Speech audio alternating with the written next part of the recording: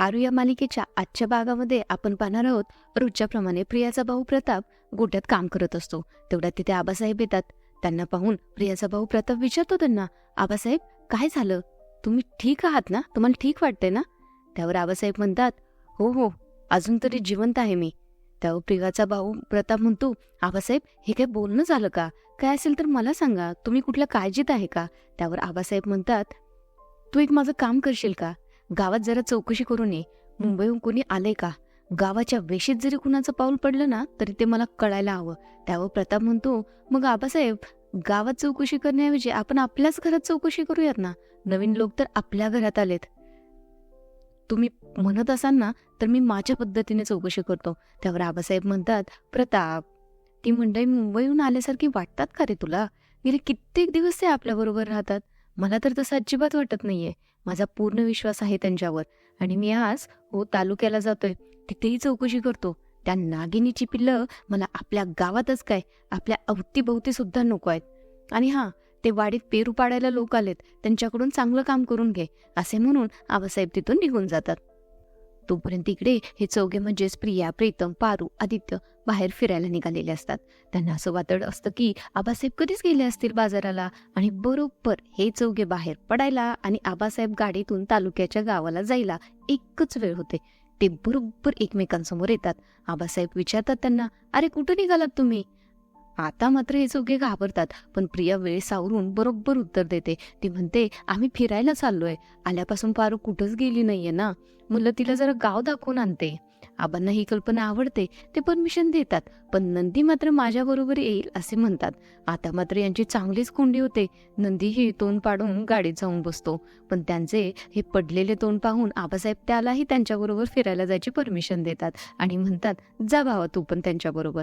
अरे ज्या भावाला आणि वहिनीला तुझ्याशिवाय एक घास जात नाही, ते तुझ्याशिवाय फिरायला जातील तरी कसे? उगाच तुमच्या भावाभावाच्या प्रेमात मी दुश्मन व्हायला नको बाबा. आता सगळेच आबांचे आभार मानतात. आबासाहेबही म्हणतात, जा मजा करा, पण दुपार व्हायच्या आधी घरी परत या हं, असे म्हणून ते तालुक्याच्या गावाला निघून जातात. आणि ही चौघे मस्त फिरायला बाहेर पडतात. हे चौघे आता मस्त शेतातून फिरत असतात. प्रीतम सर प्रियाला म्हणतात, प्रिया मॅडम, ते जुन्या फिल्म्समध्ये दाखवायचे तसं गावात डाकू असतात, तसे आहेत का हो इथे? त्यावर प्रिया मॅडम हसते आणि म्हणते, काय प्रीतम सर बोलताय, असं नाहीये हो काही. त्यावर प्रीतम सर म्हणतात, पण मी बघितले. प्रियाही आता सिरियस होऊन विचारते, कुठे कुठे? त्यावर प्रीतम सर हसून म्हणतात, काय कुठे विचारता, तुमच्या घरात राहतात तुमचे आबासाहेब. आता मात्र हे प्रीतम सरांचे बोलणे ऐकून प्रिया त्यांच्या दगड घेऊनच मागे लागते आणि पळता पळता ती पडणार तोच प्रीतम सर तिला सावरतात आणि दोघे एकमेकांकडे पाहतच राहतात. त्यांचे ते प्रेम पाहून पारूही आदित्य सरांच्या गोड आठवणींमध्ये रमून जाते. आणि इथे मस्त पारू आणि आदित्य सरांचे रोमॅन्टिक असे सॉन्ग दाखवले आहे. वळणावरी जणू चाहूल लागली. हा, म्हणजे ते फक्त पारूला स्वप्नातच दिसत असते. थोड्या वेळाने तीही येते भानावर. पुढे ते हळदीची शेती पाहायला जातात, पण त्यांच्या मागावर एक माणूस असतो. तो त्यांचा पाठलाग करत असतो. तो सगळे अपडेट सयाजीरावांच्या शत्रूला देत असतो. तो आता शत्रू म्हणतो की ही चांगली संधी आपल्याला साधून आली आहे. उचल त्या सयाजीरावाच्या पोरीला. त्या दिवशी मंदिरात सयाजीने माझा अपमान केला, माझी मान खाली घालावी लागली. आज त्याला अशी अद्दल घडवतो ना की तो पुन्हा आयुष्यात कधी मान वर करू शकणार नाही. इकडे प्रिया मात्र सगळ्यांना मस्तपैकी शेती दाखवत असते. ती म्हणते, ही आहे ना, ही हळदीची शेती आहे. बाईने 2 महिन्यांपूर्वी लावली आहे आणि ती केळीची झाडं आबांनी खास माझ्या हट्टाखातर लावली आहेत. आणि त्याच्या पलीकडे आहे ना पेरूची बाग आहे. खूप मस्त पेरू आहे तिकडे. ऊसाची तिकडे आहे ना, ती ऊसाची शेती आहे, ती पण आपणच लावली आहे. आणि आदित्य सर, तो डोंगर आहे ना, त्या डोंगराच्या पायथ्याशी पण जमीन आहे, ती पण आपलीच आहे. ती जमीन आपण मंदिराला दान दिले, या मी तुम्हाला दाखवते. पण प्रीतम सरांना मात्र या सगळ्यात काहीच इंटरेस्ट नसतो. त्याला तर प्रिया मॅडम बरोबर एकांतात टाइम घालवायचे असते, झाडाखाली बसायचे असते. त्याला प्रिया मॅडमचा हातात हात घ्यायचा असतो आणि तिच्या डोळ्यामध्ये मस्त हरवून जायचं असतं. आणि ही इच्छा तो पारूला बोलून दाखवतो. पारूही लगेच तयार होते. ती आता एक आयडिया काढते. ती म्हणते, तिकडे ते चिंचेच्या झाडाखाली ना दातपडी नावाचं एक झाड आहे. असं म्हणतात त्याची पानं खाल्ली ना की दात पडतात. चला आदित्य सर, आपण पाहूयात. असे म्हणून ती तिथून आदित्य सरांना घेऊन जाते. प्रीतम आता प्रिया मॅडमना पेरूच्या बागेत घेऊन जातो. तोपर्यंत तिकडे किर्लोस्करांच्या घरी वेडिंग डिझाईनवर वाले आलेले असतात. ते डिझाईन्स अहिल्या मॅडमना दाखवतात, श्रीकांत सरांनाही दाखवतात. पण अहिल्या मॅडम त्यांना म्हणतात, पण मला असं अजूनही वाटते की काहीतरी इनोव्हेटिव्ह हवं, जे कोणी आजपर्यंत बघितलेलं नसेल. असे डिझाईन जरा तुम्ही तयार करा. आणि दिशालाही म्हणतात, दिशा हे तू सुद्धा बघून घे, अगं तुझं लग्न आहे त्याच्यामुळे तुझं अप्रुव्हल तर हवंच ना.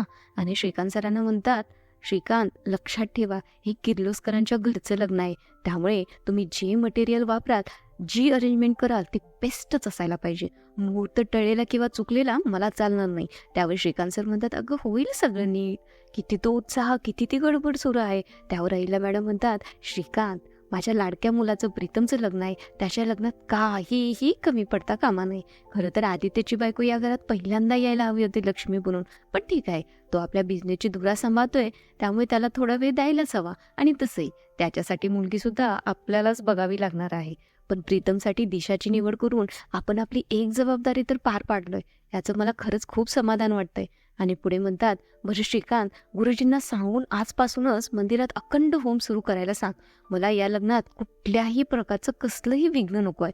इकडे अहिल्या मॅडमची लग्नाची जय्यत तयारी चालू असते, पण इकडे दिशा आणि दामिनीचं काहीतरी भलतेच चालू असते. दामिनी म्हणते, ऐक ना दिशा, वहिनी ते सगळं उत्साहात करतायत खरं, पण तिकडे तो सयाजीराव त्यांच्या जीवावर उठलाय. पुढे दिशा म्हणते, पण तो याच अहिल्याबद्दल बोलत होता, हे कशावरून? थांब, आता आपण लगेच प्रूव्ह करूयात. तू मला आता लगेच एक फेक कॉल कर. दामिनी आता कॉल करते लगेच. दिशा आता इकडून एकटीच फोनवर बोलू लागते, मस्त ड्रामा क्रिएट करते. ती म्हणते, हॅलो, कोण? सयाजीराव? सयाजीराव हे नाव काढल्या अहिल्यादेवी आणि श्रीकांत सर दोघेही गंभीर होतात आणि दिशाकडे पाहून चक्क बघतच बसतात. फोनवरचे बोलणे सगळे ऐकत असतात. दिशाचे बोलणे चालूच असते. ती म्हणते, कोण बोलताय नक्की तुम्ही? हे बघा, तुम्ही बोलत असाल गावाकडून, पण मी काय करू? हो, मी किर्लोस्कर मार्शांमधूनच बोलतेय. ऐका ना तुम्ही, जे कोणी असाल सयाजीराव, तुमचं काय काम आहे इथे? पटकन बोला. इकडे अहिल्या मॅडम दिशाचे बोलणे ऐकतच असतात. दामिनीचेही अहिल्या देवींवर बारीक लक्ष असते. अहिल्या मॅडम आता पटकन ताड करून उठून उभ्या राहतात आणि बोलून जातात, सया दादा. आणि दिशाला विचारतात, दिशा कोणाचा फोन आहे ग? आणि दिशा मात्र बरोबर पलटी मारते. ती म्हणते, सॉरी, काय झालं सासू मग? ती केटरिंगवाल्याचा फोन होता, पटकन काही सांगतच नव्हता त्याचं काय काम आहे ते. पण सासू मग, तुम्ही सया दादा म्हणालात का? तुम्ही ओळखतात का त्यांना? कोण आहेत? अहिल्या मॅडम फारच गोंधळलेल्या असतात. सगळ्या जुन्या आठवणी जाग्या झालेल्या असतात. प्रचंड विचार त्यांच्या डोक्यात फिरत असतात. त्या आता श्रीकांत सरांना सोडून सर्वांनाच तिथून बाहेर जायला सांगतात. श्रीकांत सरही अहिल्याला तर समजून सांगतात, अहिल्या तू बस आधी, शांत हो आधी. या दोघी दामिनी आणि दिशा आता बाहेर आलेल्या असतात. दिशा दामिनीला म्हणते, तू म्हणत होतीस ना ते खरं आहे, हीच ती अहिल्या आहे. त्यावर दामिनी म्हणते, आता पटली ना तुझी खात्री? अगं मी इतक्या वेळ सांगण्याचा तुला तोच प्रयत्न करत होती ना. तो सयाजीरावच याच अहिल्याबद्दल बोलत होता. दोघांच्यात काहीतरी नक्कीच दुश्मनी आहे. पुढे दिशा म्हणते, पण अहिल्यादेवी किर्लोस्करचा इतका हॅप्पी असलेला मूड त्यांचं नाव ऐकल्यानंतर एका मिनिटाच्या आत चेंज झाला. म्हणजे नक्कीच काहीतरी मोठं आहे, शोधायलाच हवं आपल्याला ते. आणि तू म्हणतेस तसं, जर तो प्रियाचा बाप आहे तर मग सासू मामा आणि त्याचा काय संबंध आहे? आणि जर ती प्रिया तिथे आहे तर मग हे आदित्य, पारू, प्रीतम हे सुद्धा नक्की तिथेच आहेत. इकडे प्रिया आता प्रीतम सरांना पेरूची बाग दाखवत असते, पण त्यांची प्रियाच्या बोलण्याकडे लक्षच नसते. प्रीतम सर प्रिया मॅडमला जवळ घेतात. त्यांचा मस्त रोमॅन्स चालू असतो. प्रिया मॅडम प्रीतम सरांना विचारतात, लग्नानंतर पण इतकंच प्रेम कराल ना माझ्यावर? त्यावर प्रीतम सर म्हणतात, लग्नानंतर कोण प्रेम करतं का? प्रेम तर लग्नाच्या आधी करतात ना. प्रीतम सरांचे हे बोलणं ऐकून प्रिया चिडते, पण प्रीतम सर तिला खूप छान समजून सांगतात. ते म्हणतात, अहो वेडाबाई, लग्नानंतर ह्याच्यापेक्षा जास्त प्रेम करणार आहे मी तुमच्यावर, तेव्हा हे असं लपून छपून थोडंच करावं लागणार आहे. असो, तो मगाचा रणजित शेठचा माणूस प्रियाच्या पाहतीवरच असतो. तो परत सयाजीरावाच्या शत्रूला म्हणजेच रणजित शेठला फोन करतो आणि त्याला सांगतो, हॅलो रणजित शेठ, ही सयाजीरावाची मुलगी इकडं बागेत कुणाच्या तरी मुलासोबत गळ्यात गळा घालून हिंडायला लागले. त्यावर रणजित शेठ म्हणतो, ती कोणासोबत बी फिरू दे, ती पोरगी तिथून उचलायची आणि पोरग मध्ये आलं ना तर त्याला ओढवा. आज त्या सयाजीची इज्जत माझ्या पायात पाहिजे म्हणजे पाहिजे. आणि इथेच आजचा एपिसोड संपतो. असेच अपडेट पाहण्यासाठी चॅनेलला लाईक आणि सबस्क्राईब करा. धन्यवाद.